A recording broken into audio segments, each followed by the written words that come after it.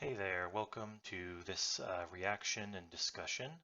So what I'm doing here, I watched about 30 seconds of this video and I already have opinions and feedback, and rather than just sort of like pointlessly spouting those opinions into the void of comments, or in addition to, I guess, because as you learn more about me, you might realize it's really hard for me to control my sort of TI-NI impulses. But I do have an ADHD diagnosis.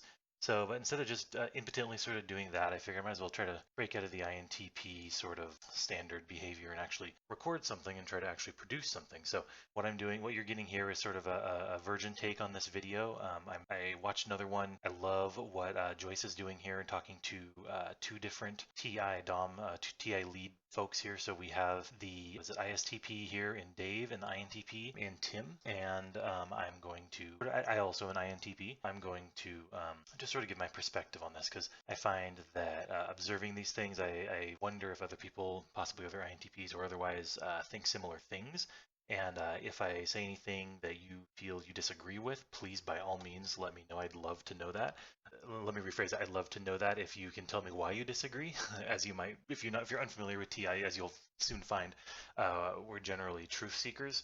And yeah, any kind of quote unquote criticism that leads to a better understanding of what is truth, especially in MBTI, which obviously is not the most scientific thing. That's basically my hyper focus right now for the last year or so of my life. So here we go. Yeah, so TI, the way I see TI is basically it's this function, um, part of the wiring of someone's mind, my primary function. What it tends to do is it takes things and it sort of splits them apart and it associates them with other things. And it builds like this whole logical web. Instantly, I can tell you right now, he's talking about being a tine, a Tine. I 100% associate with what Tim is saying.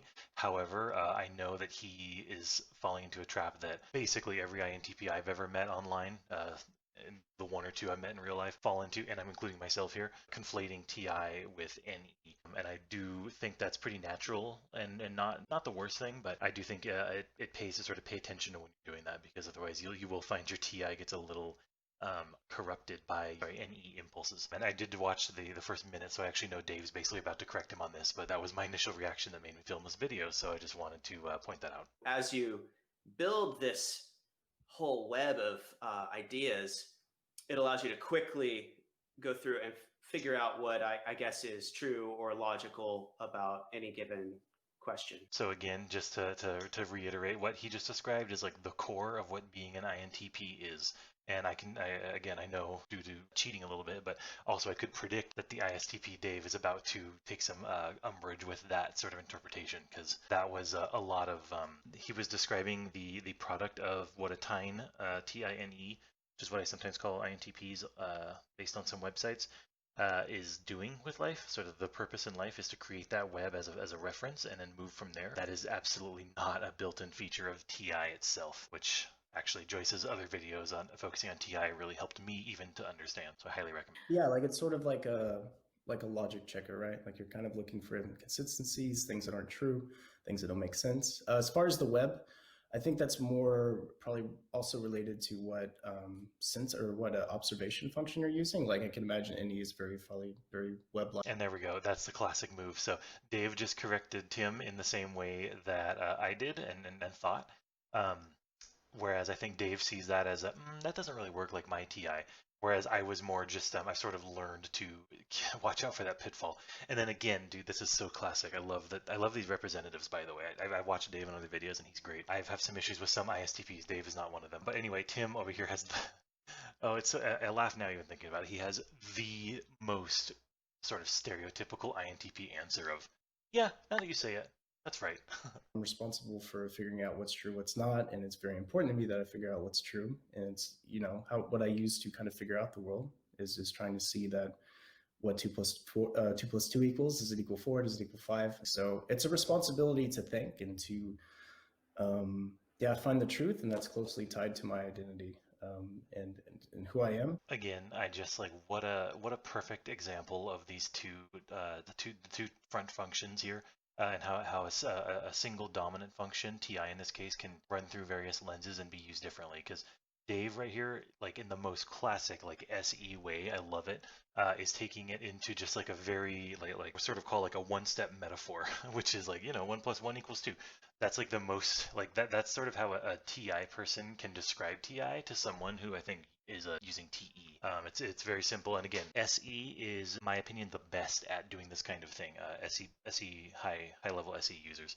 Um, they can take a complicated concept, break it down, especially if they have TI, to sort of its core components, or at least whenever they figure out their core components, and then deliver that in a way that is just broadly applicable and understandable for sort of like the common person or like the lay person. Basically, I don't disagree with anything Dave just said. However, like, and Tim, look at that face on Tim.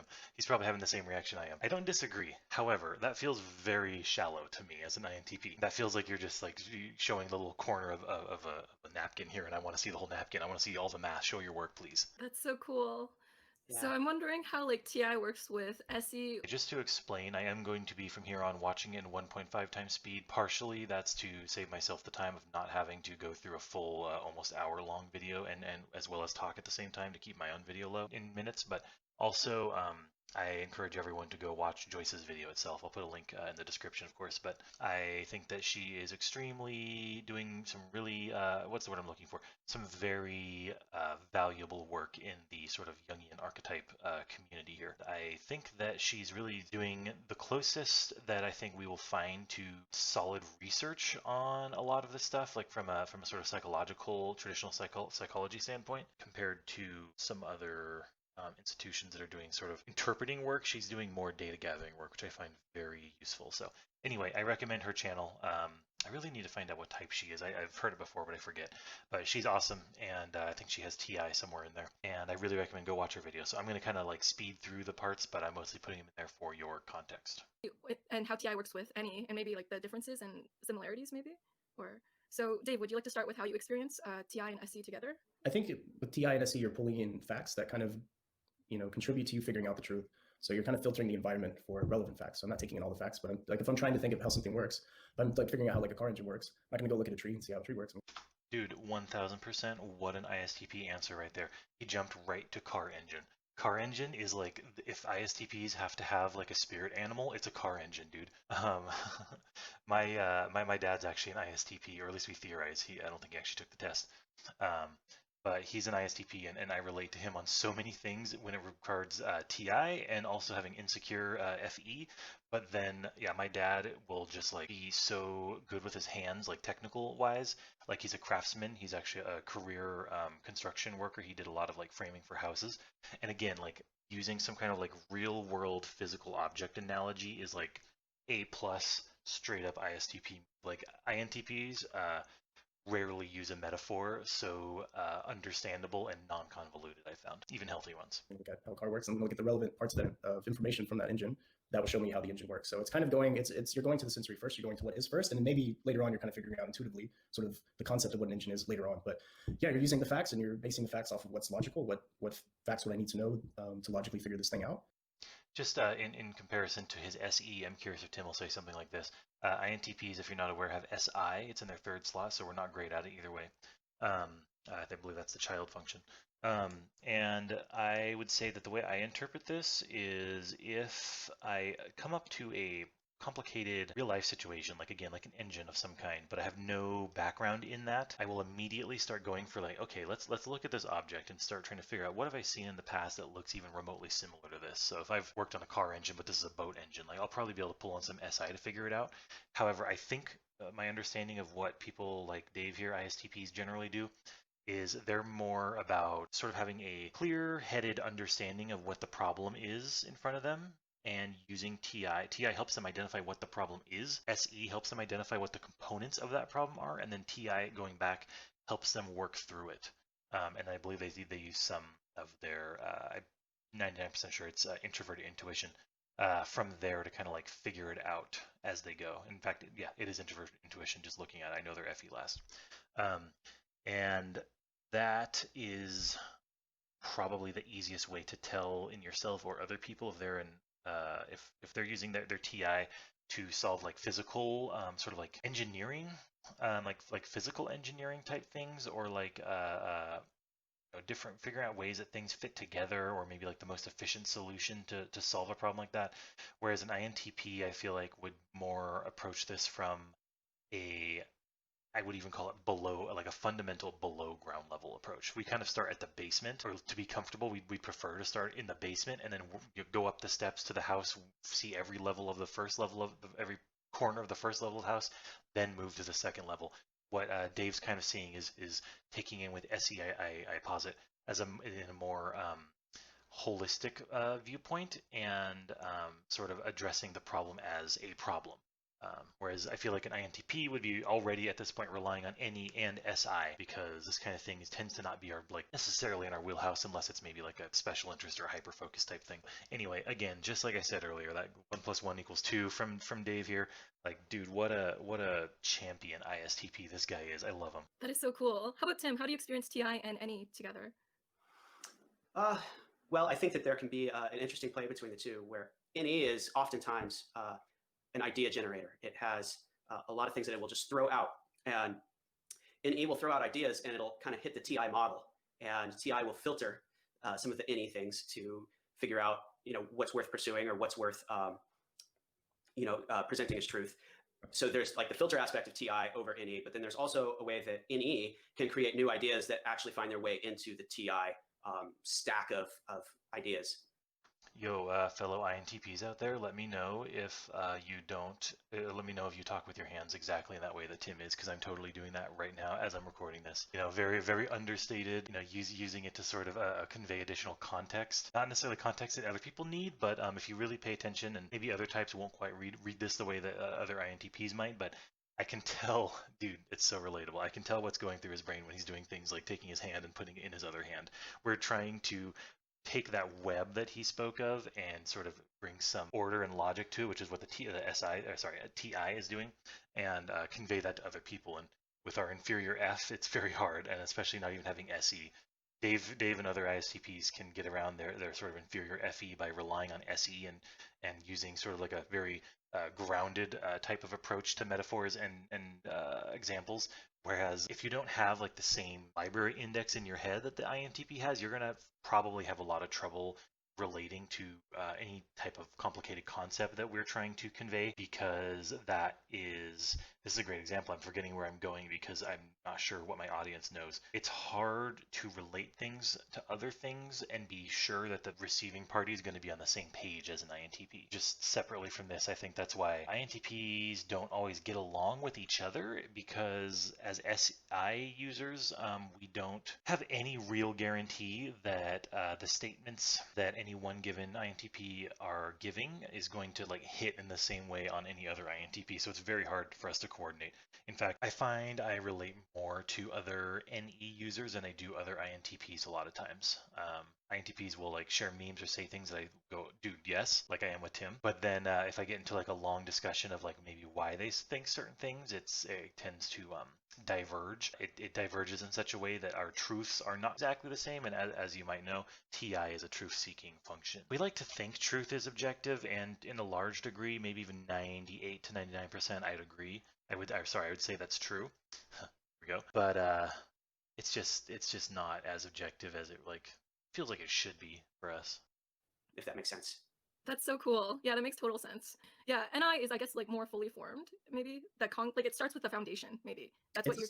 Yeah, I would say it's a slower process than what NE is doing, but I think it tends to be more accurate, but it's a lot more work, I would say. 1000% agree. I have an NI very close to me in my life, NI lead INFJ, and I frequently tell her that she will get to the more accurate conclusion pretty much 100% of the time, whereas my conclusions will be, 50 to 80% of the way there in accuracy or truthiness. But like I used to think I was one of the most accurate relayers of truth in the world, to stray into that INTP super ego that we kind of tend to have about our brain, or not super ego, but that INTP sort of grandeur when it comes to intellectual pursuits, and me, the intellectual, the INTP, figuring I'm about I'm probably in like the top 1% of most accurate, like not smartest people, because that triggers my FE feeling like I'm an asshole. But that's sort of, I feel like a lot of INTPs have that sort of feeling.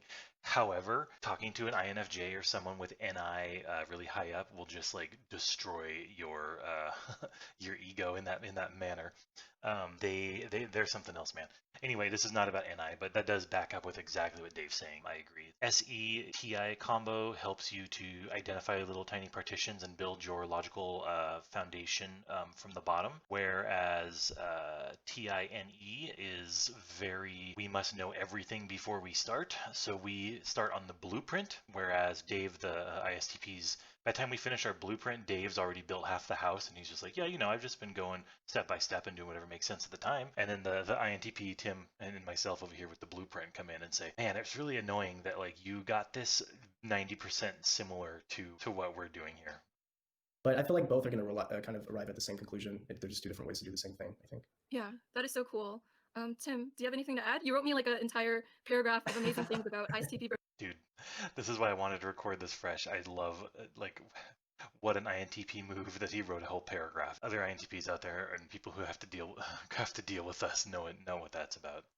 INTP, which it was so good that it made me emotional because it was so well written. Tim, what are some distinctions you see between you and ISTPs? This is just drawing from the ISTPs that I've known. So it's a few coworkers, and then I have one really close ISTP friend. So one thing I've noticed with ISTPs is that they're very good at everything. Like, I begrudgingly have to agree with him.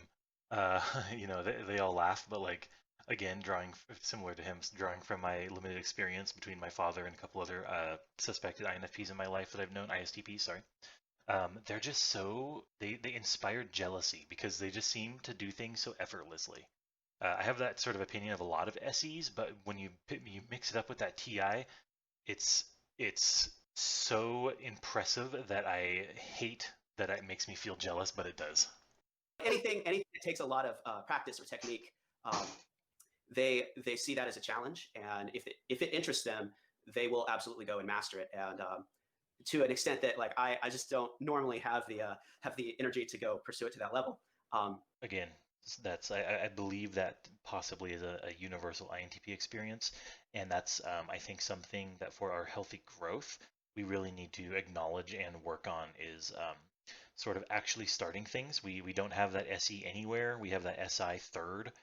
We're sort of content to just sit and think about things till the end of time. So that's I guess part of it is that SE connection that they have to the real, the tangible, the world around them. Because I guess for me, I'm a little bit more in my head, a little bit kind of off in the clouds sometimes with INI. So I would say that's one distinction. I know there were a few that I listed there. You listed a lot. Again, classic INTP. Totally had a long, very complicated and intricate thought, probably fairly accurate. Even Joyce said it was like well written, a lot of insights. Get him on a camera, and he goes, I have feelings and thoughts about things. It's so accurate. There's a reason I'm not on the camera right now. If I was having to worry about like SE and I wasn't just able to speak freely out of my like NE with a TI filter right now, I would be doing the exact same thing if I'm put under pressure and I can't like pause, meetings and then meeting people in real life.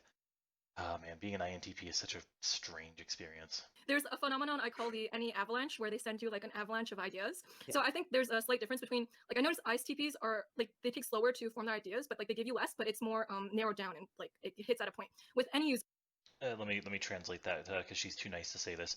ISTPs are way more actually useful, whereas INTPs, the usefulness and the utility of what an INTP gives you should always be in question. If you work with an INTP, keep in mind that he or she will have potentially brilliant, like absolutely brilliant insights. And if you're like an ENTJ or something, you'll probably be so surprised at some of the stuff that like we can come up with. But you have to understand that in a high pressure environment to deliver like deliverables, a good percentage of those are going to be like, at the very least, will not be perceived as built on a reasonable foundation to the majority of types, at least in America. So yeah, I think that's kind of what maybe Joyce is pulling on here, but I will, as an INTP representative, I will make that a little more sort of in the realm of brutal honesty that we tend to not only be famous for, but also tend to, I think, appreciate amongst each other. There's like Tim, he'll send me like an avalanche, and that's like a lot of thoughts. Like it's like 20 ideas into a thing, and I'm like, And I bet he uses bullet points if it's possible, if he's anything like me. wow, that's a lot of things, a lot of patterns, new patterns. Yeah, sure. I think when ICPs communicate, they're kind of giving, like, they usually have one point to make, and they usually trim off all the fat, just so the point's really obvious. Because I think for us, sometimes the point isn't so obvious with stuff, with Demon and I, and so we kind of project that onto other people and say, okay, they're also not going to get it unless I really boil it down to like the essentials and really make the point sort of obvious instead of giving you, I guess, a lot of points. And Dave, I think you once told me that you have a day-by-day approach to life. Could you go into that? Yeah, I don't generally think past the day. There's a vague. That just like made me so jealous of him. Oh man, I've been trying to get into mindfulness as what I view as one of the only saviors for being stuck in the just widespread hellscape that is 2020, and just living day by day and like lowering my sort of like perspective on things just to be very able to appreciate reality in front of me would be something that I would want to be able to toggle at least. It's hard to say that I would want to eradicate that from my life, but man, if I could just toggle that, that's the dream. Notion of like what may happen the next day, but I feel like, well, I can deal with that then. I don't know what the next day is going to be like. It could be anything, and I want it to be anything. I don't want it to be, oh, tomorrow I have to take out the trash, I have to do this, I have to do this. Like, let's leave it open, right? Okay, now that I 100% relate to, and I've heard INTPs and ISTPs both deliver this like on Reddit in the various subreddits. And interestingly, in the ADHD subreddit as well. So I've had a personal theory that NE might be one of the main contributors to ADHD, but now I do frequently see things that seem to counteract that, this being one of them. So this is actually very interesting. I think I might amend that theory to just include SE for now at least, because yeah, I'm very part of the reason I'm interested in researching ISTPs is to sort of fact check that sort of thought. Yeah, I'm completely focused on the day, and I think it just, for me, I think I just really value simplicity in a lot of ways, and I think that gives me that sort of simplicity. And I feel like sort of looking into the future too much is really draining. I can deal with that then. I don't know what the next day is going to be like. It could be anything, and I want it to be anything. I don't want it to be, oh, tomorrow I have to take out the trash, I have to do this, I have to do this. Like, let's leave it open, right? Yeah, I'm completely focused on the day, and I think it just, for me, I think I just really value simplicity in a lot of ways, and I think that gives me that sort of simplicity. And I feel like sort of looking into the future too much is really draining, and tends to lead down pathways that I don't want to go. As far as like, it can be really stressful if you're thinking stuff way down the road that might be difficult things or something that you're not prepared for or whatever. So I think we share the sort of P approach here. And I think that what Dave is tapping into here probably is his third slot NI tempting him to kind of do this like future prediction maneuver. Whereas sort of NE is more focused with like drawing connections between existing things and sort of dealing with like percentages and what could be coming up versus actually trying to outline exactly what you think is going to happen in the future. So while I think both of us can be pretty easily tempted to speculate like he's talking about, I have a feeling that his NI leads him to do that at a much higher attempted validity way. And when that's your third slot with TI matching in your first, I think I 100% understand why he'd say that it's tempting, but it's sort of that path leads to madness. And I've found that it's much better for my mental health now that I'm sort of in my 30s, and even it was this case in my 20s, even though I maybe fought against it, to just try to sort of activate the power of SE a little bit and just practice some mindfulness and stop trying to predict. Even if we are taking different intuition approaches, I do think TI can lead you into that kind of pretty easily. So yeah, I take it day by day, and I just fully put myself into what's happening. If those 24 hours suck, you feel like you're kind of trapped in it. That this is it. Like, there's no more. Tomorrow doesn't exist. So whatever you're in now, if it's shit, then you feel like this shit is just forever, because forever to you is just like this one day. Okay, before Joyce jumps in, that's fascinating to me because that 100% lines up with another video I've watched between NE versus NI. In summary, I'll probably make a reaction to this as well, although it won't be a first-time reaction. In summary, NE is looking to expand the concept of something, and generally that's how E functions work, expansive-wise and exploratory, whereas NI is trying to refine down to a smaller subject and a single idea, which is exactly what Dave said earlier, which is why I said that's not surprising that TISE would say that. Yeah, I mean, I think I understand where you're coming from. I would say maybe with INTPs, we are a little bit more future focused. Sometimes that works well for us, and sometimes it doesn't, because I guess there's that trade-off of I mean, there is a way that any kind of projects possibilities, right? So you're thinking in terms maybe of a really broad, big picture, but a lot of times you can't, like you have this really big problem when you think about the future and your life and all this stuff, and it's so big that you can't narrow it down, and it feels a little bit, I don't know, it can feel a little bit hopeless, right? So same, 100%. I was trying to say that earlier, and I think I basically stumbled and said, but tried to say essentially the same things. I think INTPs could learn a lot from ISTPs in that regard. Is like sometimes you just need to like focus on what's in front of you instead of like trying to have everything solved before you take action, or even like a lot of times you figure things out as you go along, right? You don't have all of the information up front, despite the fact that TI likes to have all of the information before it can make a choice. So yeah, and that's kind of what I was saying earlier about TI versus NI. I do not. I don't actually envy these ISTPs. I know I said I'm a little bit jealous of some of the things they can do, but I know with what I know of NI, having a TI and an NI in the same stack, that seems like you would be tempted to just live totally like in the future. I guess maybe that's why SE is kind of like a nice balance for the ISTPs. But yeah, Tim, yet again, just like speaking completely, like I couldn't have said it better, Tim. And just while he was talking, I was noticing I'm not into prescribing types based on like looks. However, I do think that physical behavior can be helpful in supporting a typing conclusion. And just look at any INTP when they talk, especially if they're in a like sort of presentation setting like this. And even now, you might detect it between both me and Tim. But we will frequently have our uhs, our pauses, the occasional stutter. Again, I talked about the hand movements earlier. But the biggest thing is, and this might be all NEs, so I wonder if ENTPs do this. Looking up and to the left or right is like number one. You can tell we're using NE to try to come up with something. We're scanning that internal web for relatable metaphors and either finding one or realizing that there's not a good, easy one we can go with, and then sort of trying to break our concept down into its constituent parts to be able to deliver it in a what I always call a compressed form when it comes out of our mouth. I'm sure Tim would describe his internal process a little bit differently, but I have a feeling he would probably agree that that's what he's doing, something like relating to that sort of TINE web when he's like looking up into the side like that. And it's so natural, you might not even notice. I didn't really think about it until I just saw Tim do it, and I was like, dude, I do that constantly. I find that interesting. And then SE Dave over here is just, very stalwart. He's looking at the camera. He's paying attention. He's got that FE inferior, so he wants Tim and Joyce to know that he's paying attention, and he can do that, but he doesn't have that any sort of like tempting him in all sort of different directions. And I is a little more focused. Your lifestyle, Tim, you travel a lot too, right? actually don't normally travel that much, but I know where you're going with this. I've a strange road these last 6 months. Yeah, what INTP like wants to travel a lot. Like we're the romantic idea of traveling is so beautiful, but then like the sort of like SE reality of all that travel is just way too much. So yeah, I'm not surprised that he's saying, yeah, I am traveling, but it's not necessarily something that he's super into. You can just tell with the body language and the reaction. So But yeah, I think most INTPs we like novelty, and I can't even believe Tim just said that. So I've never seen Tim on a video before this, but I'm about to track down as many videos of him as I can because it's so funny to see my own self mirrored back to me.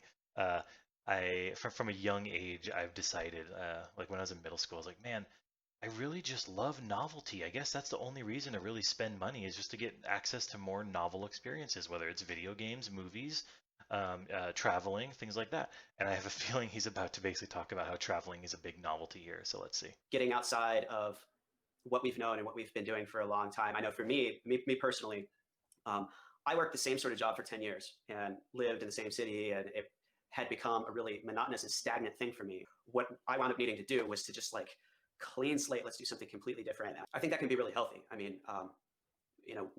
I also have backseat needs. I have SI, and so there's a balance to be had there. But yeah. That's cool. Like 100% agree. I'm in a very similar situation. I've been in a sort of the same career for about 10 years, and I'll tell you what, it's not recording videos for YouTube, but here I am feeling like I needed a change as I'm entering my 30s. So I've also, with sort of the help of my INFJ partner, taken some leaps that I wasn't the most comfortable with as far as like moving and just like leaving my sort of SI comfort zone. And it's always been very positive, and I love the experience. Yeah, I think he reads to me as a quite a healthy or fairly mature INTP, which again makes me uncomfortable to sort of pat myself on the back here, but I feel like that's similar to where I am, or at least my intended journey. And he's saying a lot of things that I relate to quite a bit. So I do feel like it's actually very nice to kind of hear an INTP with this sort of perspective, just because the typical, so the average INTP that I believe, in my opinion, that you meet online is not usually the most healthy. They're also fairly young. I frequently have, sort of as a joke, told my INFJ partner to, if you ever find, like, she says INTPs are adorable, and I say, I get that, but young INTPs, like people 20 and under, or even 18 and under, like developing brain INTPs, watch out for them, because they hate that they have that FE, and they might just try to sort of like put that FE in a cage and then just act on those first three functions. And SI with no FE or really any F to rein it in can be a pretty harsh thing to go up against, especially with that TI sort of like brutality and that NE relatability. Certain types will take what INTPs say and get very hurt by it, and only really through experience can an INTP keep an eye out for that kind of situation, and let that FE out of the cage. Allow yourself to feel bad if you do that kind of TI brutality to someone, and try to not do that in the future. To some degree, maybe there's some sort of INFJ like morals and FE wearing off on me from my partner. So I personally think it's pretty important for INTPs to get in touch with that FE's inferior, or they really run the risk of just kind of falling into that trope of like the raging asshole INTP who's just like logical and potentially even stuck in a ENTJ superego. Tim seems like one of the good ones here. Not that there's bad ones, but I think a lot of INTPs have a lot of learning and growth that they need to go through, and hopefully they'll get there someday. But I don't think everyone always matures. So anyway, let's get back to it. Like you almost get to the point where like everything's too the same, and then you feel like you just need to knock all the blocks over, and then you get excited about the possibility of doing that. And then you're like, oh yeah, well, why did I just move to Germany? That sounds like a great idea. Everything's new. I imagine all the adventures I could go on and all this stuff. But yeah, there seems to be like with anyone with OE, whether it's SE or NE, there seems to be when it gets too the same, it gets too boring, and then you're looking for like a way out. So yeah, SE and NE are both novelty-seeking functions. And Tim, you mentioned SI. So would you like to go a bit into that and your experience of SI? And I do. Joyce over there, of course, she's a little even more knowledgeable than me because I'm just a novice here. But again, just pointing out what I was kind of stumbling around saying. SE and NE are both novelty-seeking functions. I've noticed that's something with my father, ISTP, in my life. He has a reputation for picking up hobbies and dropping them in about a 3-month cycle, whereas I think people don't realize that about me, but I absolutely have the same thing. I'll pick up a sort of hyper-focus of research for, again, like a month, 2-3 months, maybe a year sometimes, and then just one day I'll just kind of hit that point where this I see it in my rear view mirror now. It's in my SI. I don't need to keep learning about this. Let's move on. Yeah, my relationship with SI is under development. We'll say that, right? So my understanding of the way that it comes forward in my life. So I know, like, I have a really close friend that's ISFJ. For an example, he one day he was like, Tim, you don't have any pictures of anyone in your house. Why? Like, what the hell, man? Dude, me too. I have no pictures of anyone in my house. I have a few of me and my wife when we got married. Like, it never just like occurs to me to put other humans on my walls. Like art, sure. People, just like never even think about that. I'm like, oh, okay, thank you, whatever. And then, I started kind of thinking about it. I'm like, I should put these up somewhere. And I get little refrigerator magnets and I put them up, and I realized I really like this. So, I totally agree. Same thing. It's like when I finally did like start putting up, like I said, like wedding photos or even pictures of my cats and stuff, I walk by and I notice them and I go, oh, that's cute. And I never ever would have done that, on my own. So it sounds like Tim is learning about his SI from his relationships and friends and everything, the kind of the same way that I was describing learning about my FE from my INFJ partner. Yeah. I didn't know I needed this. Yeah, like you're discovering the SI, right? I'm discovering the SI, and you can really see it when you travel a lot, especially if you travel somewhere really weird. Like I went to Vietnam, and everything is completely different. It's a totally different culture, and any one thing being different, no big deal, but all of it being different at the same time. it can be stressful. Yeah, absolutely. That's I've had similar experiences when I traveled to Europe in high school. I felt like there, I've heard of the phrase culture shock, and I've always thought culture shock, pshaw. I'm a novelty seeker. This is before I knew about MBTI in high school. I'm a novelty seeker. I'm a man of the world. I go on Wikipedia. I research. I know how to speak German to a very basic level, like a level zero point 0.5 fluency. I'll be fine. And then what happened is I went to the Netherlands, which is Dutch and English, and I was like, I can get by. This is fine. I saw my parents freaking out because they didn't know what to do. They were having culture shock. And I was like, pasha, again, I'm above this. This is the classic INTP. We're the best people in the world, followed quickly by the we are worth nothing type thought process. And everything was going fine in the Netherlands. I loved it. And then we went to Germany, and like I said, I was in German class. I knew I could get through. I can read anything in German. I can use a translator. I can figure it out given 10 minutes, and I can figure anything out written in German. So I'm like, fine, perfect. I love it. I know about their culture. I was eating sauerbraten for the first time. I was so happy. I ordered Käsespätzle at the farmer's marketplace. Everything was great. I was loving life. My parents were still culture shocked. I was like, you poor unworldly people. And then we went to Italy. And in Italy, I don't know a lick of Italian. I don't know Spanish. I don't know any other, really, like the basics of any other romantic language. I know like the smallest amount of Latin principles. That's about the closest I was getting. I was going, hey, that looks like Latin, but I don't know what it means. I couldn't read signs. The culture was not something I had researched. I basically just didn't even think about the fact that we were going to be going to Italy.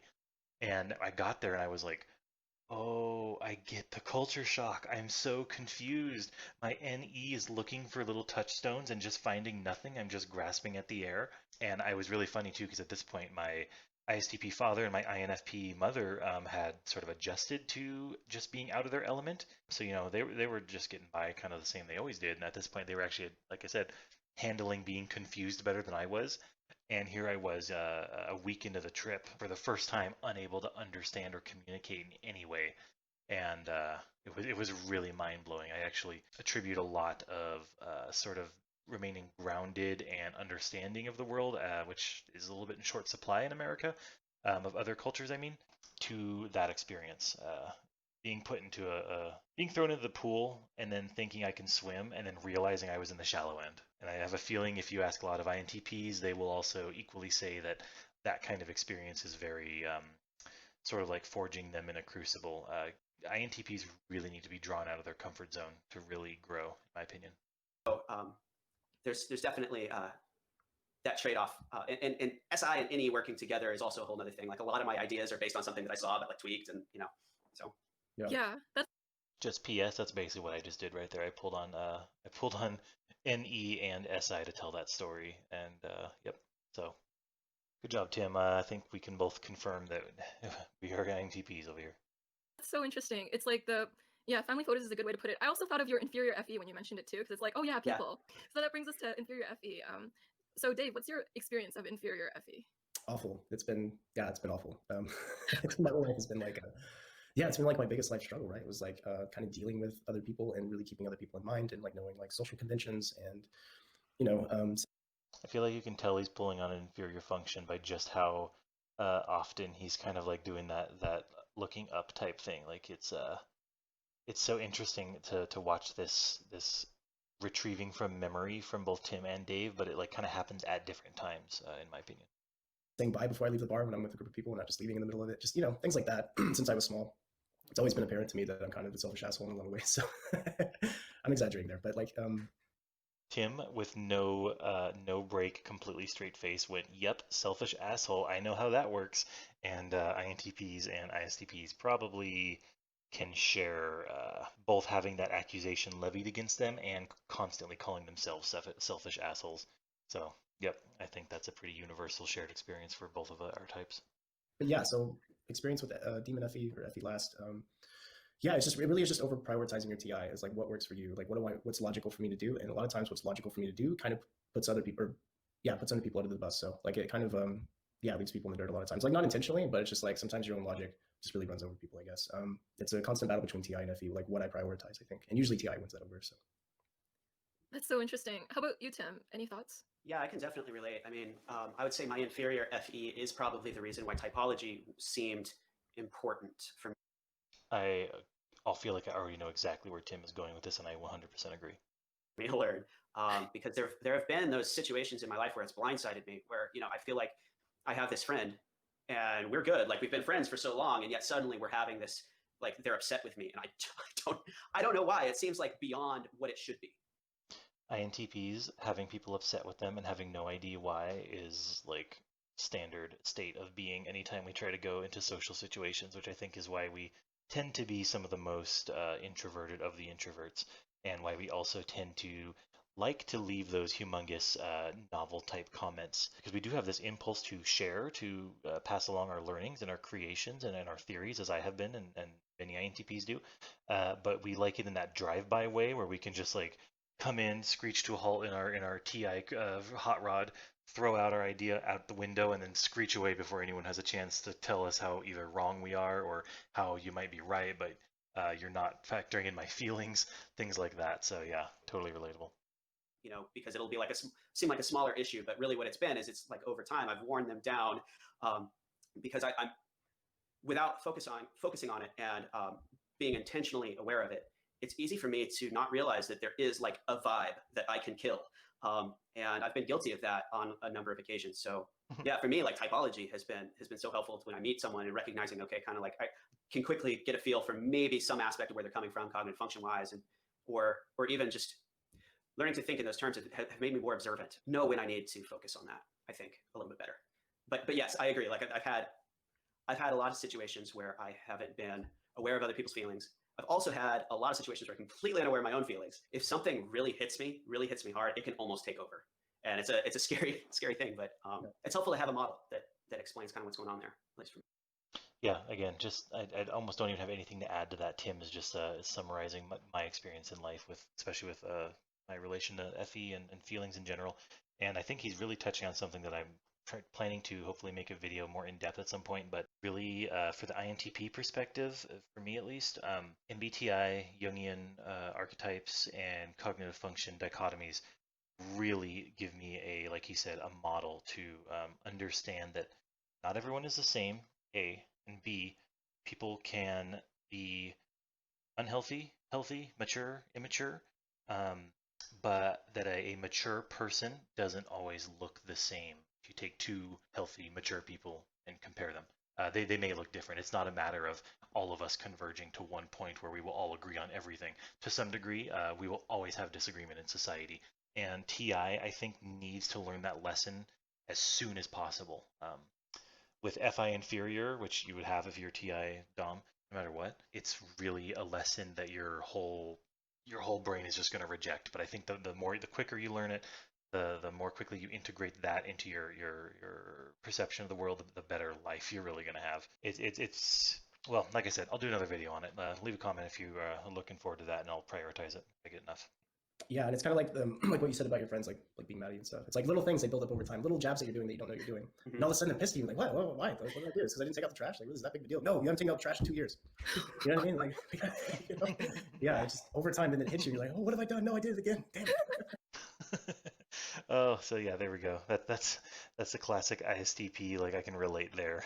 One of the differences I've seen between ISTPs and INTPs is that ISTPs that I know in my personal life, they're kind of like succinct, concise. When they say something, it's like it's to the point, or like there's like it's pointing at something. But when I talk to, or I could be wrong, but when I talk to like Tim, when I tell something to Tim, he extrapolates it. So he extrapolates it to 50 other ideas. So he'll send me a text wall of like, these are 10 million ideas that are related to the idea that you told me about. And then I'm like, wow, it broadens your pattern horizon. Like extroverted intuition broadens your pattern horizon. Where I notice where ISTPs, like they have a very honed in pattern. Like NI with ISTPs really hones in on patterns. Some ISTPs tend to be mans of few words. At least the one I know. They could talk a lot, but some of them are men of few words. Yeah, that's definitely like the stereotype, right? I think a lot of like any. Yeah, and just to put the opposite out there, I think INTPs are frequently men and women of many, many, many words, and a lot of people find that very unrelated, especially if you have NI in your stack. And to me, as an INTP, and probably to Tim too, you might even, I wouldn't even be surprised if he says this. Everything is related.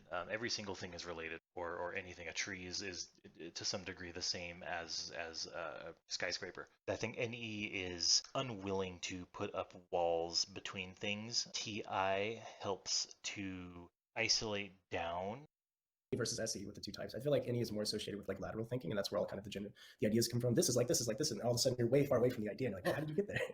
I'm super interested if Dave has watched videos on neurotyping from Digi, because he just said lateral thinking, and while that's not a neurotyping only type thing, I feel like that's not the most common way to describe things. However, I think he's 100% accurate.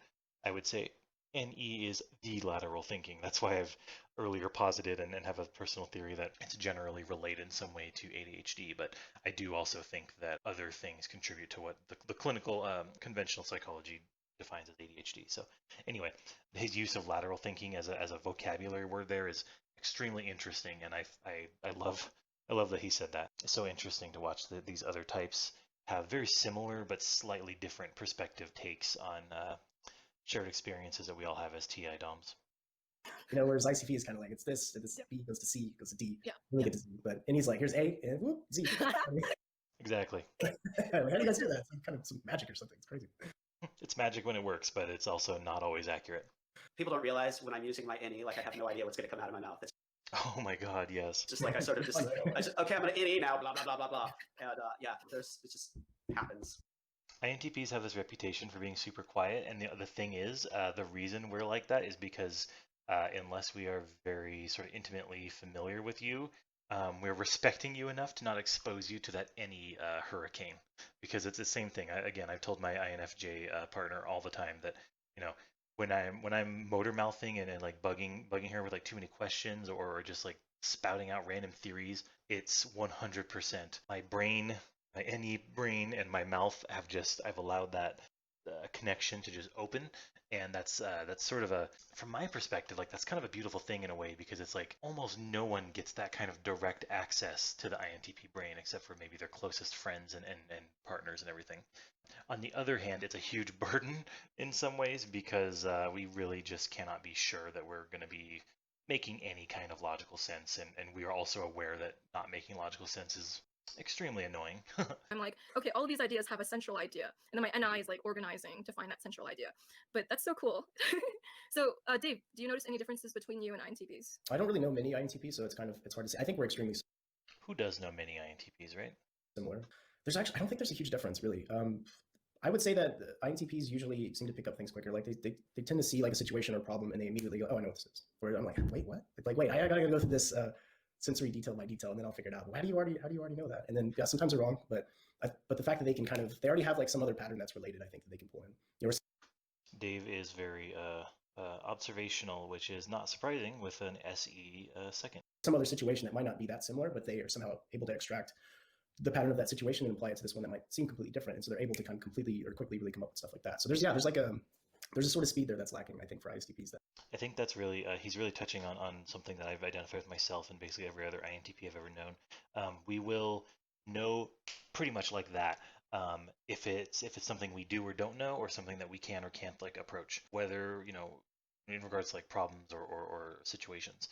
Whether we from there know what to do next is going to be a big question mark, and depending on sort of our life experiences and a whole host of factors, including complexity of problem. One thing that I felt like has always been a strong point of myself and other INTPs is we know what we know and we don't know, and we do know what we don't know. If that makes sense. When we're out of line with that, that's when I find that we do our biggest miscalculations and our biggest sort of, again, like asshole behavior when we think we're an expert in something, but really maybe we're not. But I do find that tends to not be super often. Yeah, Dunning-Kruger is a constant battle, but I do think that we are equipped with some tools to handle it better than maybe some other types. I know this gifted ISTP, like he has the IQ of 160 ISTP, and he talks fast, but that's because he's like extremely like his Got that overclock processor. brain just goes like fast, but it's still NI faster ideas. processor than the rest of us, right? There we go. There's some overlap. Good on you, Dave. No, but I wouldn't be surprised if Tim thought that and just didn't say it. it's great. The slower means more thorough, because you guys are doing something in that time.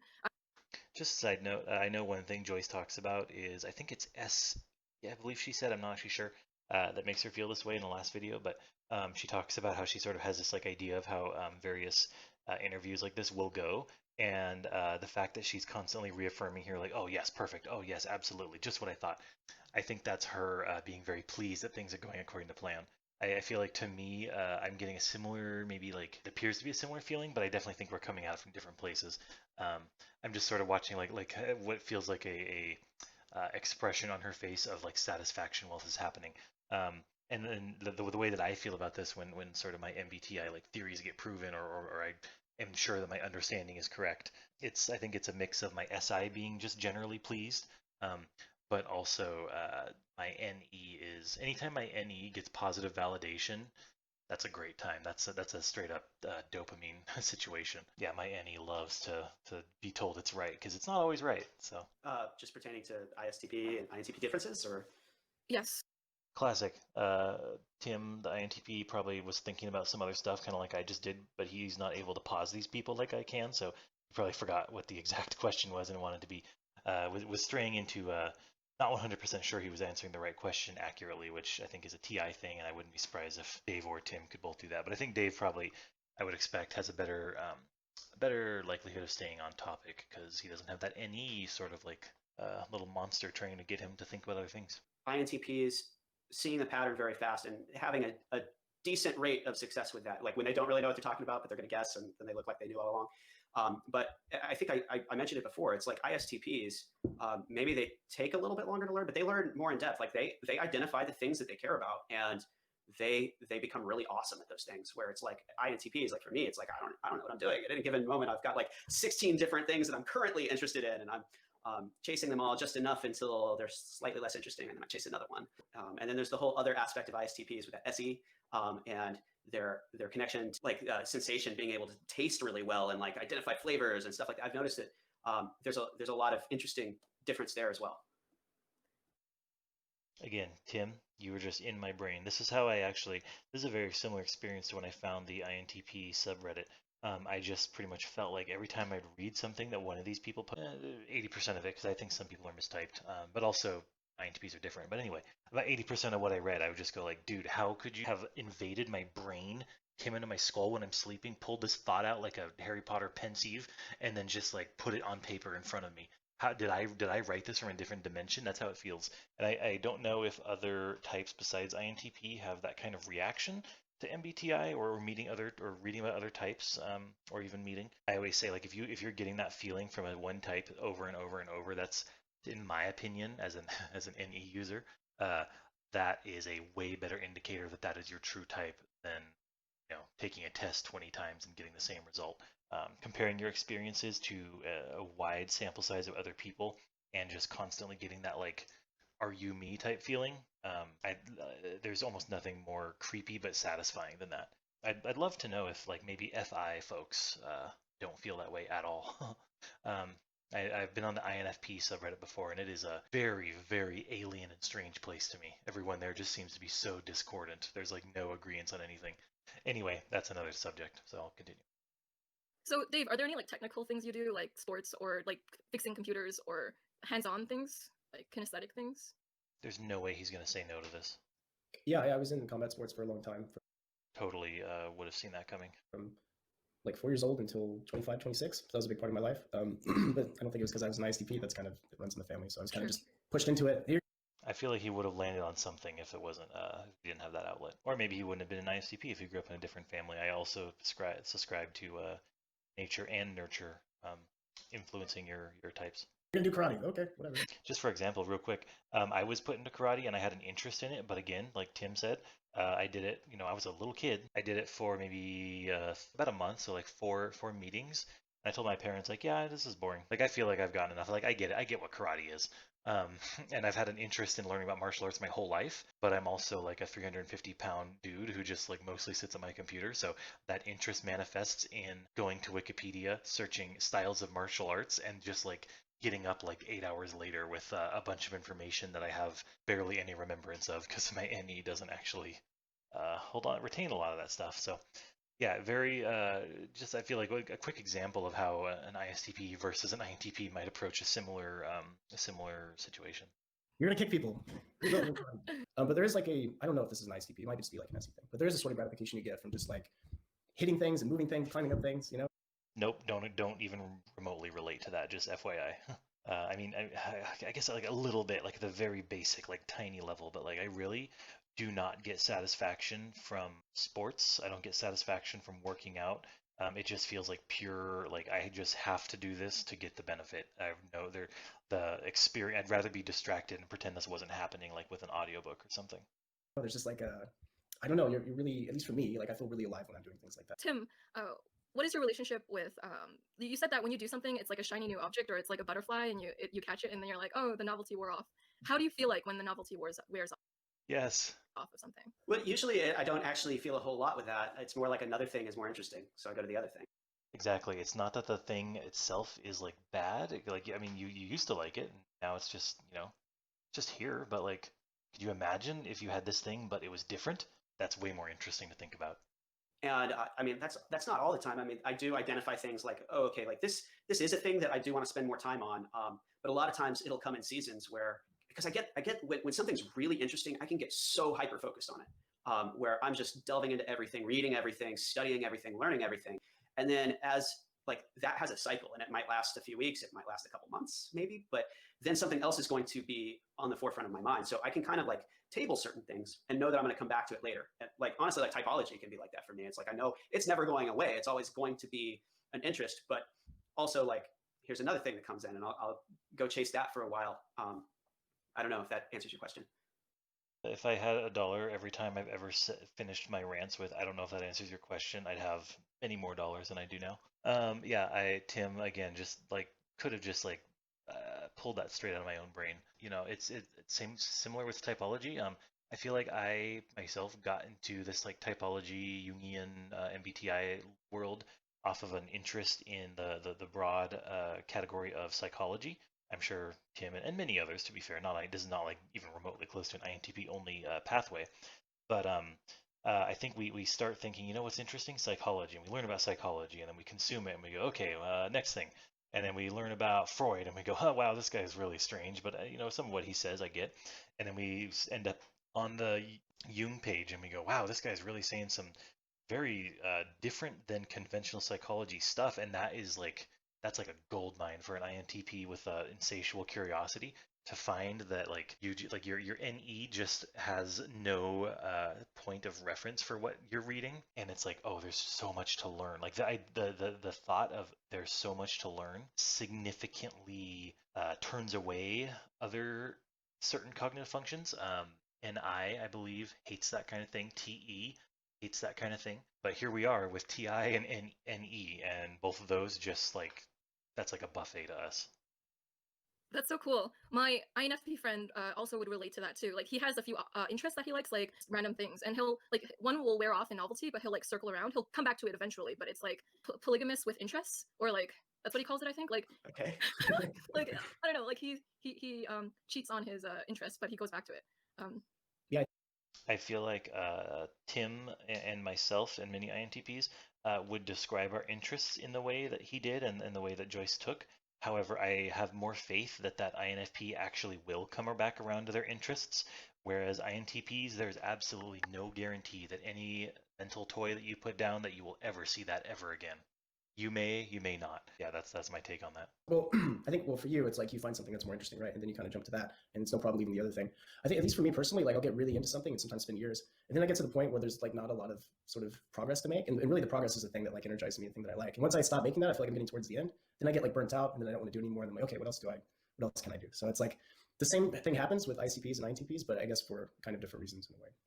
Yeah, I actually do relate to that to some degree, and I feel like that's the TI overlap. However, I wouldn't say that that is like the main sort of emotion or feeling that I have that makes me put things down. So yeah, I think I get what he's coming from with that, but the progress is less of a big deal and just more that I feel like I've learned everything and like what's the point of being here, or at least everything that I am comfortable learning without trying to become an expert. Because once I decide that, or not decide, but once it feels like to go any further would require expertise, that tends to turn me off because that means I now have to start making sure that the things I'm saying are like accurate, if that makes sense. And again, like I described earlier, I consider NE to sort of be like the liar gene or the liar function.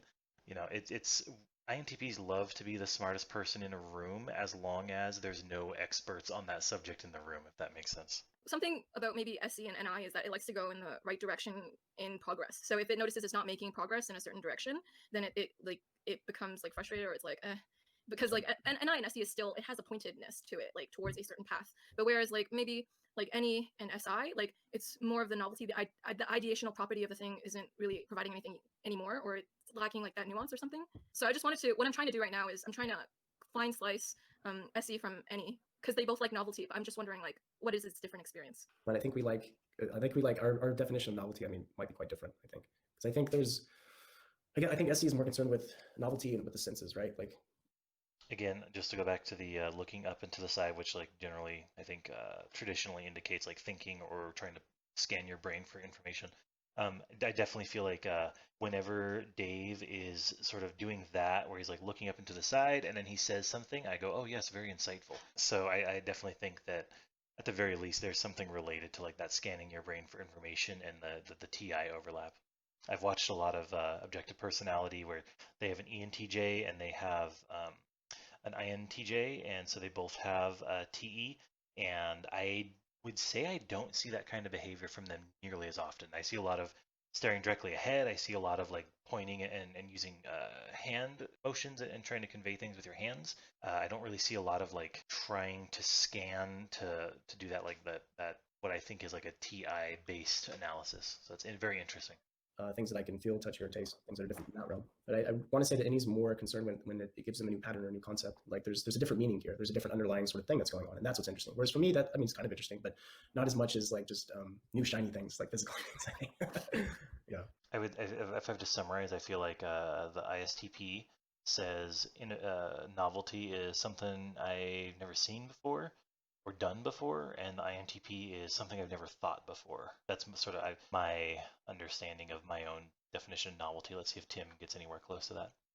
Tim, do you have anything to add? Yeah, I think that's true. Like I think about me and my ISTP friend, and like when we've traveled together before, and it's like it's such a great duo because we judge things the same way, but we have different ways of going about and exploring, right? So for me, I like these interesting conceptual ideas. Like I remember we went to Portland and I got on Airbnb and I'm like, oh yeah, let's stay. Here is a completely renovated 1950s Airstream. Like, let's stay in that. And like, he's like, oh, that's cool. Like, so like the concept of that was interesting to me. And then we get there and he's like, oh, like we need to go to all of these places and drink all of these different beers and compare how they taste. We're like, okay, let's go do that. So it's just that's a perfect example. Yeah. Yeah. Yeah, that's like something I'd never think to do. I love it though. That sounds fun. It sounds like a fun thing to do with a friend. So like I said, I don't have any ISTP like friends. I have my dad is ISTP, but sounds like it's a pretty good match. Wow, you and your examples, Tim, like spot on. I noticed that me and Dave are slower to use examples. I don't know if it's an NI thing, but I noticed that SI users might have an easier time with picking out an SI specific concrete example and then putting it out. But I noticed like with NI, they're slower with examples because it's more of the known concept and they're more of going over that known concept, as Dave and Shan puts it. So like with me, it takes energy for me to recall an example because the idea is what's known to me, not the concrete event. Yeah, I think Joyce is absolutely correct here. My INFJ partner is I frequently lose her when I just quickly switch between metaphors and examples, which I think metaphors are largely NE based and examples are largely SI based. So yeah, that totally makes sense. That actually is very helps me to understand what's happening with my INFJ NI lead partner. So that's great. Thanks, Joyce. So you guys make it interesting. So thank you for that.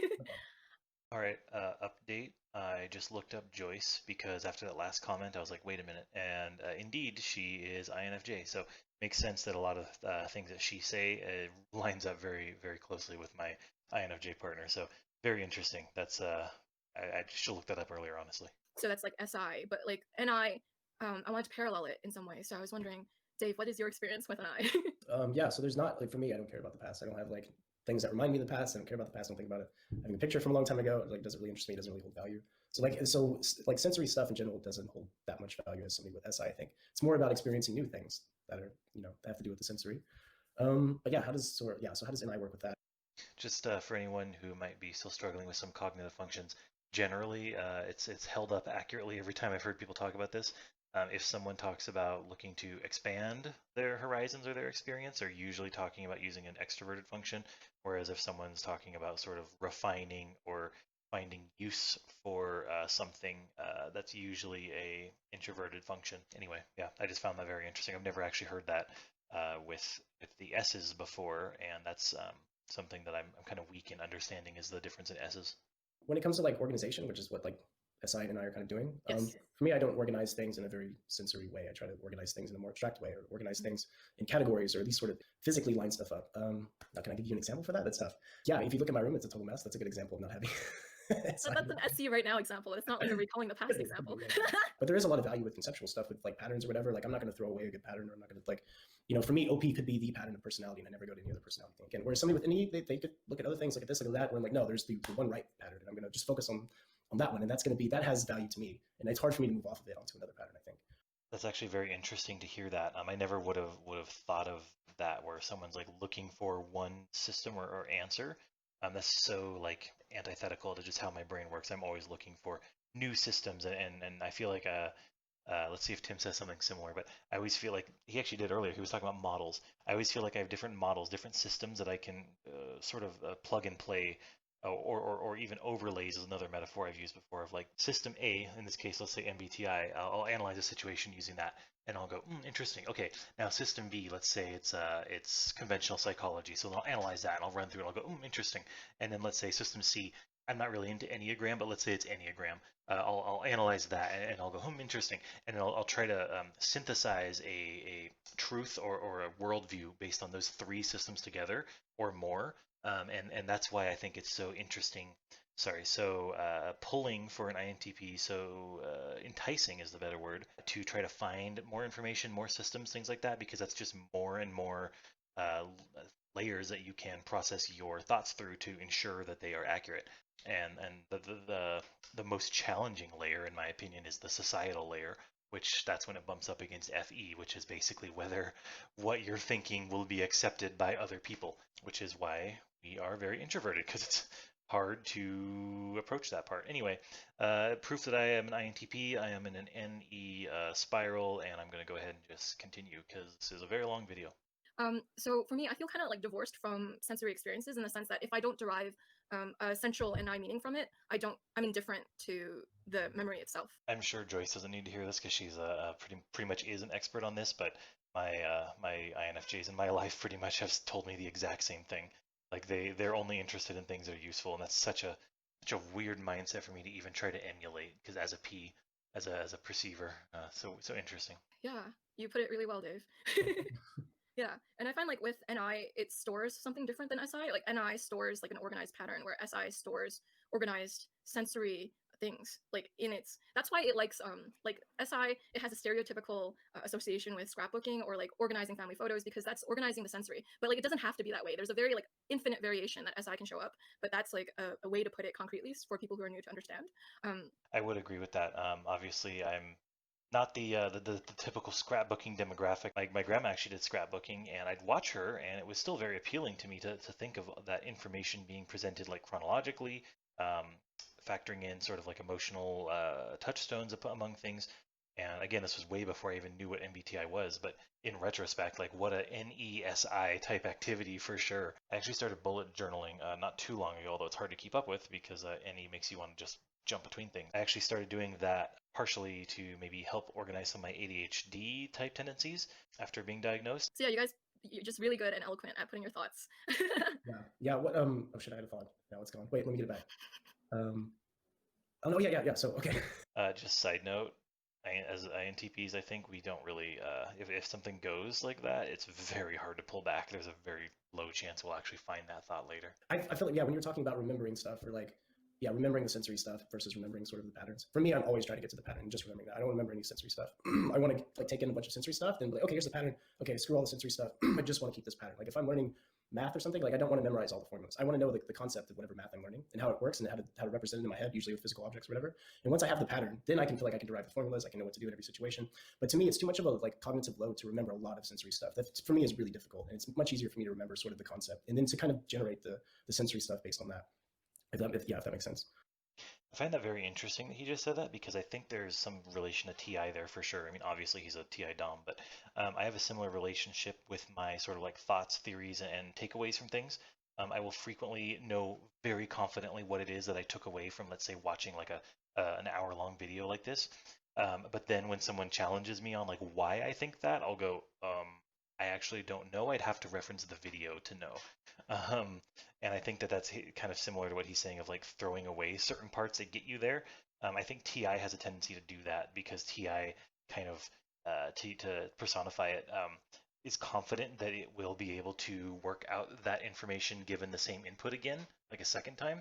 But that's just a complete theory. But anyway, I find it interesting because I do a similar thing, but with, I think, NE more so. Like, I will connect the dots. Everything will feel like it's a clear picture. I'll have like an enlightenment moment, and then my brain will just throw out all that information that got me there and just make me, my SI will just remember the conclusion, if that makes sense. I'm not convinced that's SI, like I said. I'm still learning a little bit about SI versus SE, but anyway, let's go. There's maybe a little bit of overlap with the NI and TI that I'm hearing with math, how you want the pattern and like the generalizable framework instead of like specific examples. That way you can take that pattern and reuse it for Is this not what I just said? a bunch of different things. I think TI likes to do that too, because my understanding, maybe this is my SINE, is my understanding of things. I draw so much on my own prior experiences to generate my frameworks that the SENI world is kind of like the dark side of the moon to me. Like I hear these explanations. I'm like, man, how do you work? That's so different. Yeah, the feeling's mutual. I don't know how you guys do it. Yeah, I was actually going to point that out. Joyce was vehemently shaking her head yes when he was trying to explain how his TI and her NI sort of overlap, and I think that's I know that feeling in her because I have the same thing when I realize, like I just did recently, how my TI is similar to other people's NI. When you can accurately predict how a function that's like kind of alien to you would work based on a foundation based on other functions that you do have, that is so satisfying, and I'm happy for her even just seeing that. I can't even stop smiling now.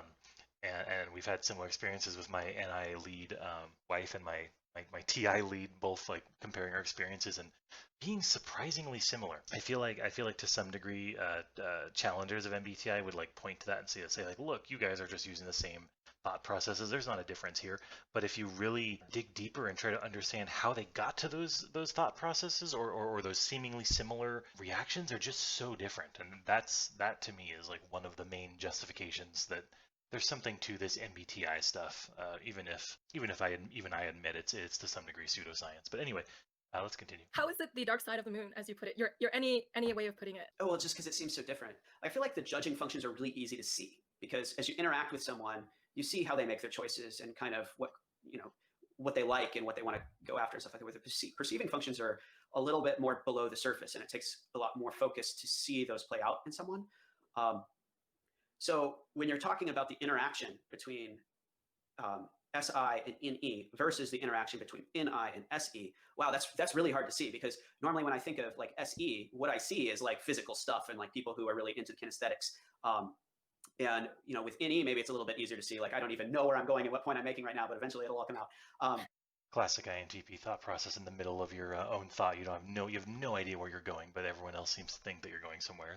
So I can observe in myself the relationship with SI and NE. I can see how I draw on examples that I already know to create patterns or to know where the patterns might be. It's just interesting to hear you talk about it, because I'm thinking, okay, so NI holds the patterns of things that have happened. Well, but it doesn't know what happened. It just has the pattern from things that did happen. Yeah, So it maybe seems like what happens over time, seeing things happen again and again. Eventually, you're like, Yeah. oh, here's the common denominator between all those things I just saw. And that is personally how I feel my SI works. Is it knows sort of what happens, but it's stored in sort of a compressed way, and to some degree TI as well. I call it, when I'm talking to people about this, I call it compression. That's why I can't show my work super easily for some of these things, because it sort of got stored in a compressed state. Whereas more like NE, like I can usually tell you when I'm making like metaphorical comparisons and things, like where I picked up that information, or at least what information I'm pulling on. So anyway, yeah, I love this. So it's cool. Tim, you also said that you don't know the point as you're talking. So can you elaborate on that? No, it's totally true. Like I've had that thought on this call as I've been talking of like, I have no idea where I'm going with this. And my mouth is, NE is a very like disembodied weird thing. I relate so much to what Tim is saying here. This is crazy. So often, I think INTPs our function stack, and I don't know exactly what causes this, but it's like a fascination of mine. We're like a rocket ship taking off. We're like reality is sort of the gravity, and our TINE, I'm assuming, is sort of like the TI is the okay. Here's my metaphor. Here we go.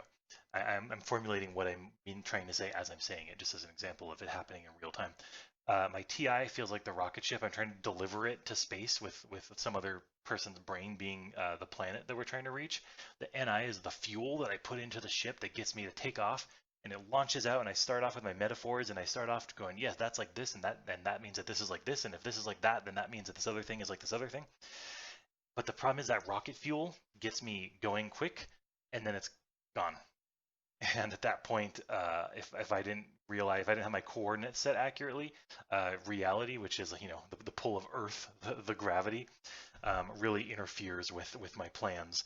And I just realized about halfway through my what appears to be my point that I'm not sure where I'm going. Yeah, Tim describing that is making me feel very validated as an INTP. Not that I didn't know my type, but just that I never know if like I'm like some low functioning like basement dwelling type of INTP or just person that doesn't get out very often. And I'm like the only weird one with these like hangups.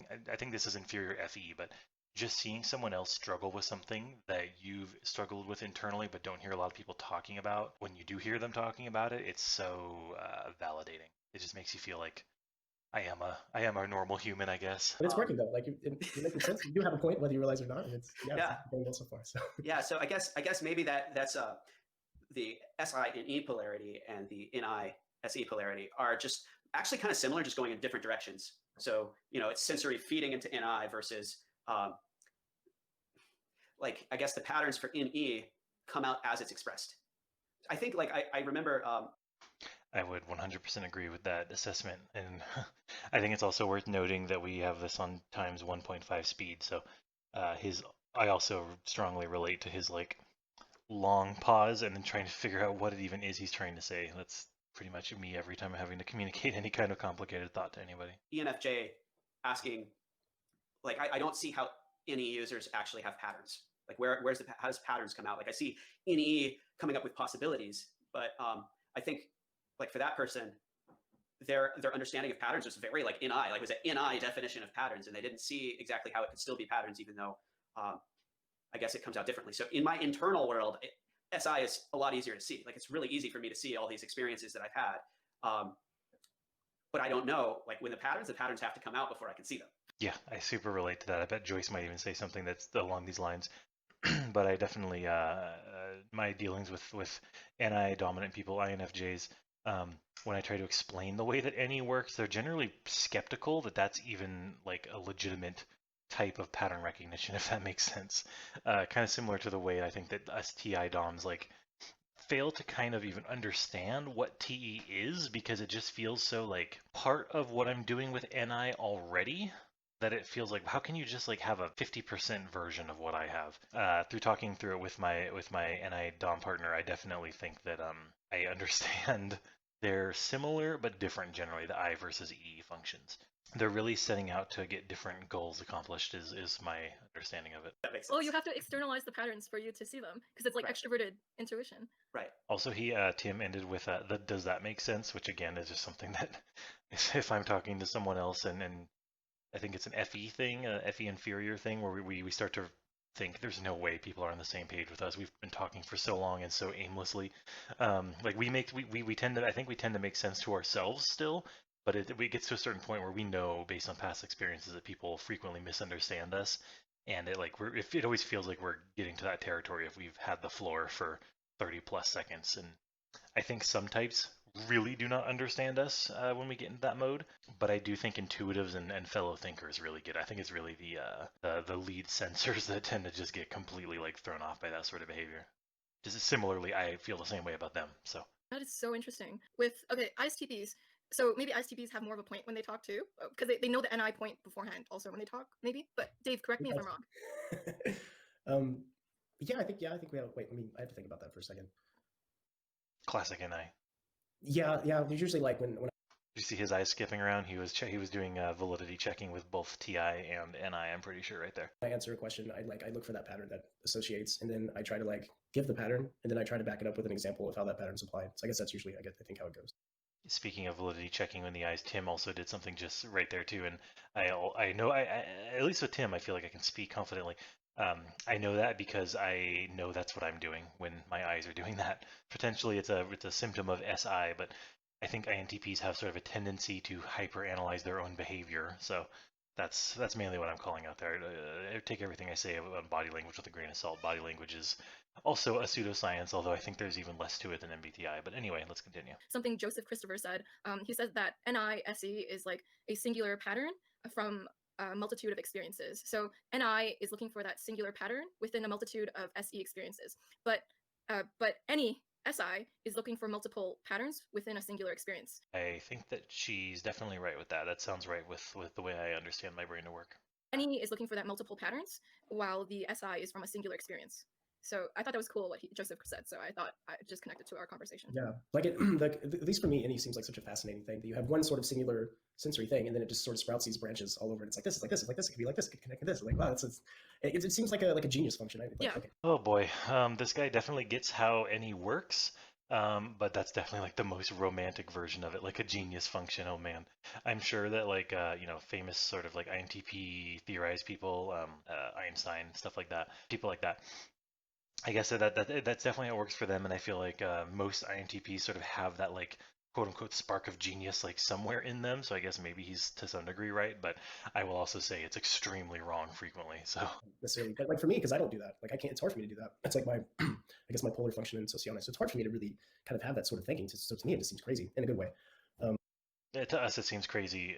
Sometimes in a good, sometimes in a bad way. This is such a like a appreciation fest. I love the FE Yeah, going on the here. FE, Really working on the FE. Put it out there. So yeah, we have these two wonderful people, Dave and Tim, on today. I'm so happy I got to talk to them. They're like TI brilliant, and you should definitely check out the links below. I'll link the paragraphs that Tim sent me, his Any Avalanche of Brilliance. Yeah, and I want to say thank you to Joyce, Dave, and Tim for myself too, because obviously to some degree I'm riffing off of her content, so everyone should absolutely go and check her out. Joyce is amazing. I recommend watching this whole video. I did edit out parts of it so that there'd still be some validity to go watch it. She also has other videos on INTPs. If you're either an INTP or INTP curious, whether you're close to one or you just think it's interesting, please go check her out. I think that her and Love Who, the YouTube channel, are really covering INTPs more in depth and accurately than really any other channel, probably even than INTP channels, due to any being very scattershot. So, yeah, absolutely. I think that she is doing some great work, and overall, this was extremely entertaining. So there we go. There you have my reactions to sort of checking with a second INTP in here.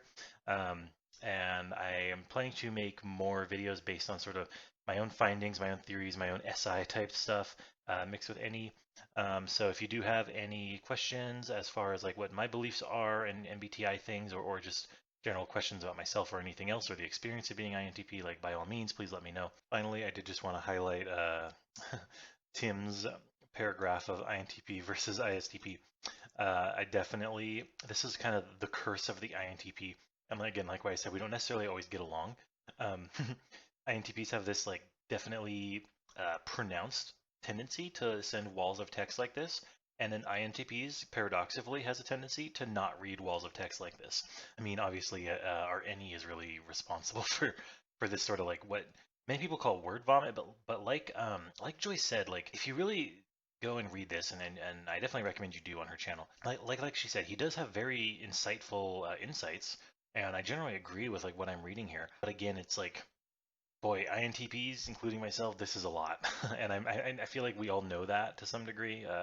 Most of the, at least like the more like developed or older ones. God, our thoughts just do not fit in anything but this type of word spew. I guess is like Tim, trust me, man, this is no shade throwing. This is absolutely just me being extremely thinking this is extremely relatable. All right, guys, that's it for now. Of course, remember to like my video and subscribe to me. I will go ahead and like this one from Joyce. I'm already subscribed. Hit that bell if you want. I'm not someone who's going to say that you should do that. I don't care if the algorithm likes it. I hate that stupid bell. But please do it for Joyce if you're the kind of person that does that kind of thing. I might do a bonus video where I actually go through everything Tim says here, because I've started reading and I love it already. But this video's gone on plenty long. Like, comment, subscribe. You know how the YouTube algorithm makes us say that stuff. And I really just want to emphasize, if you did watch this, like, thank you so much. This is one of my first serious videos where I'm putting some like real effort into it. So yeah, hopefully more to come. Again, comments, likes, subscribes, that kind of stuff really motivates little YouTubers like myself and bigger ones. So yeah, please go ahead. Thanks again. See ya.